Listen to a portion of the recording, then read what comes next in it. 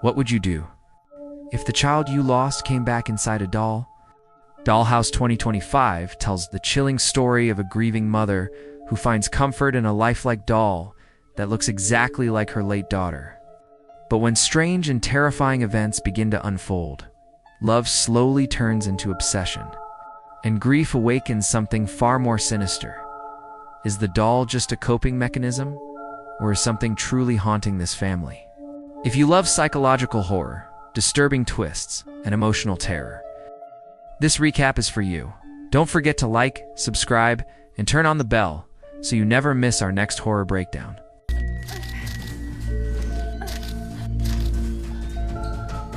The story opens with Yoshi, a devoted mother, living peacefully with her husband and their sweet 4-year-old daughter.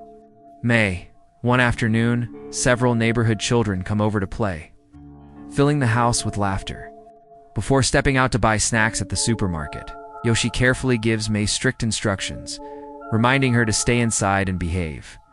She even puts away the kitchen knives and checks every corner of the house, removing anything remotely dangerous. Despite taking every precaution, an uneasy feeling lingers. On her way, she passes a strange man wearing a mask and instinctively glances back at him. While waiting in line to pay, she overhears customers discussing recent cases of missing children, which makes her heart pound with anxiety. She rushes home as fast as she can. Meanwhile, the children decide to play hide-and-seek. May's first hiding spot is already taken, so she chooses a secluded corner where no one can find her. When Yoshi returns, the house is eerily quiet. The children are gone. Panicked, she runs to the neighbor's house and learns that during the game, May suddenly disappeared. Her husband, a doctor, leaves the hospital immediately after hearing the news. Yoshi reports everything to the police. But there is no trace of May. As the officers leave, she notices her daughter's shoes still by the door, meaning May never went outside. Shaken, Yoshi accidentally spills the tea her husband hands her, carrying the stained tablecloth to the laundry room. She opens the washing machine and is confronted with a horrifying sight she will never forget. The woman's heart-wrenching wails shattered the stillness of the night when the truth was finally uncovered. Hidden inside the washing machine, little May had long since become a lifeless body. The unimaginable horror of that sight carved a permanent scar into Yoshi's soul. A year passed, yet time brought her no relief. She remained trapped in the suffocating shadow of her daughter's death, relying on medication just to maintain a fragile mental balance. Her husband, Tata, tried everything, taking her to support groups, encouraging her to share her grief and listen to other stories in hopes that empathy might soothe her pain. But Yoshi seemed bound by invisible chains. She locked herself in May's room for hours, staring blankly at her daughter's toys and clothes, as though waiting for her to return. Seeing her suffering, Yoshi's mother-in-law gently suggested sending May's belongings to a temple. In Japan, it is customary to donate items of the deceased or objects believed to carry lingering spirits. High monks perform purification rituals, burning or washing to cleanse negative energy and allow both the departed and the living to find peace. Yoshi wrestled with the decision for days. Just as she resolved to let May go, a sudden gust of wind snatched the temple leaflet from her hand. She chased it down the street, unknowingly wandering into a quaint antique market. There, among countless trinkets, she saw a delicate doll. Its face was eerily sweet, almost lifelike. Yoshi froze. She could not look away. That evening, Tata returned home to the sound of Yoshi humming softly a melody he had not heard in a year. A faint smile brightened her face. Confused yet relieved, he soon noticed the doll sitting on the table. Its features bore an unsettling resemblance to May. Though strange, the change in Yoshi was undeniable. She meticulously dressed and groomed the doll the next day, treating it as though it were her lost daughter. What should have felt disturbing instead seemed therapeutic.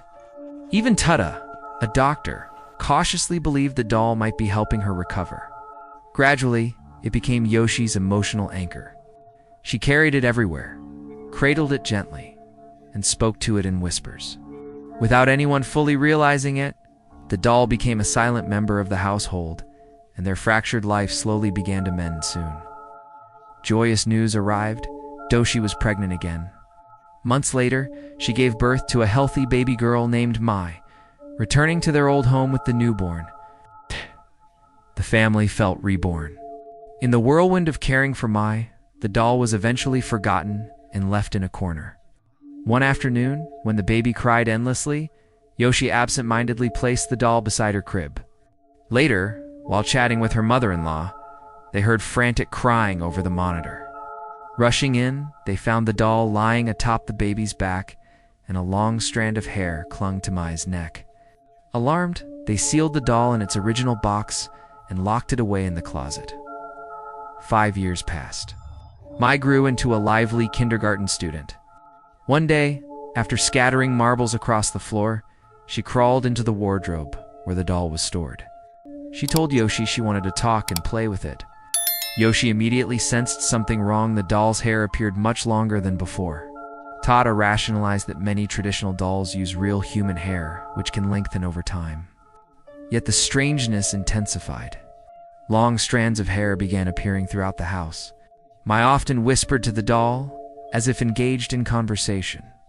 Late one night, she ran into her parents' room in tears, claiming the doll had hurt her and resented her for receiving love it never had. Assuming it was a nightmare, Yoshi placed the doll high on a bookshelf out of reach. The following day, Mai's classmate visited. While the adults talked outside, the children went into the room. Mai proudly insisted her doll could speak. Curious, the classmate grabbed it to examine more closely, but moments later she burst out crying, strange bite marks visible on her arm. Yoshi immediately assumed it was Mai who had bitten her classmate and firmly made her apologize. The little girl, however, burst into tears, insisting over and over that it was the doll who had done it and that she had nothing to do with the injury. She looked genuinely wronged, but Yoshi dismissed it as childish imagination. That evening, Mai carried the doll to her mother and shyly apologized again. Seeing her daughter's obedient and remorseful expression, Yoshi's anger gradually faded. Mai then asked her mother to play with her, but Yoshi was busy organizing old photo albums filled with pictures of Mai. The child glanced at the photos and muttered that she did not have a sister, as if sensing the lingering jealousy in the air. Before quietly leaving the room, a little later, Yoshi passed by Mai's bedroom and heard movement inside. Thinking her daughter was playing too roughly, she opened the door to remind her to be careful. To her shock, Mai was sitting motionless on a stool. The bed was covered with photos of Mai, and the faces in the pictures had been scribbled over with dark pen marks. Yoshi felt a chill run down her spine. Mai insisted she had not drawn on them and blamed the doll again. While grabbing her daughter's arm in frustration, Yoshi noticed several long scratches on Mai's skin. The tension between mother and daughter deepened. The following day, Yoshi was summoned to the kindergarten. The teacher showed her disturbing drawings by Mai. One depicted two figures, one large and one small, hanging in midair. Another looked like someone being burned over flames. When gently questioned, Mai said the doll had told her to draw them. That night, Yoshi felt a small figure slip under the blankets beside her. As she reached out, something about the touch felt terribly wrong. She told Tada about the increasingly bizarre events, but he dismissed them as stress and imagination. Yoshi, growing more terrified, became convinced that everything revolved around the doll. Finally, while her family was away, she secretly threw it into a recycling center. For a brief moment, she felt relief until, in the blink of an eye, the doll inexplicably reappeared inside their home.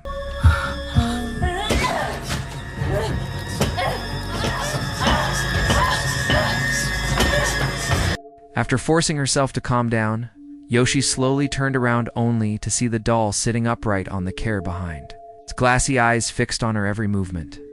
Her blood ran cold. If the doll was there, then who had been lying on the floor moments ago? Before she could process the thought, a sudden knock pounded on the door. She froze. Peering through the peephole, she saw no one. Heart racing, she cautiously opened it and found the doll placed neatly at the doorway. The building administrator label explains that she had sorted her garbage incorrectly, so the item had been returned. Yoshi nearly collapsed from fright, determined to end this nightmare. She carried the doll far from home, running across several streets to a different recycling center. This time she watched with her own eyes as the doll was tossed into a garbage truck and buried under heaps of trash. Only then did she allow herself a shaky breath of relief. But as she walked back, an ambulance siren pierced the air and sped past her. An ominous feeling crept over her. Drawn by dread, she followed the gathering crowd and saw that the very staff member who had just assisted her at the recycling site had been involved in a terrible accident. Shocked, Yoshi then caught sight of something impossible, Mai standing behind a vehicle. Clutching the doll, her face twisted with anger before she silently walked away. That night, Yoshi obsessively reviewed the surveillance footage from Mai's bedroom. Convinced the doll had moved and whispered to her daughter. Tada watched repeatedly, but saw nothing unusual. Growing increasingly worried that Yoshi's fragile mental state was deteriorating again. Even Yoshi began doubting herself, hurriedly taking her medication. Terrified of falling back into the dark confusion she once endured. Later, while Mai played hide-and-seek, Yoshi glanced through the glass and clearly saw her daughter's reflection. Yet another shadowy figure darted past behind her. Alarmed, Yoshi rushed into the bedroom. The sheets on the bed shifted, as if someone were hiding underneath. She yanked them back, but the presence vanished. Suddenly, a small figure burst out and fled the room, leaving her shaken and disoriented. Following the trail to the bathroom, she lifted a crumpled sheet from the floor. Looking up, she saw Mai curled inside the washing machine, the very place where Mai had died. Summoning every ounce of courage, Yoshi slowly bent down to look closer. Her heart pounding as past and present horrors collided before her eyes.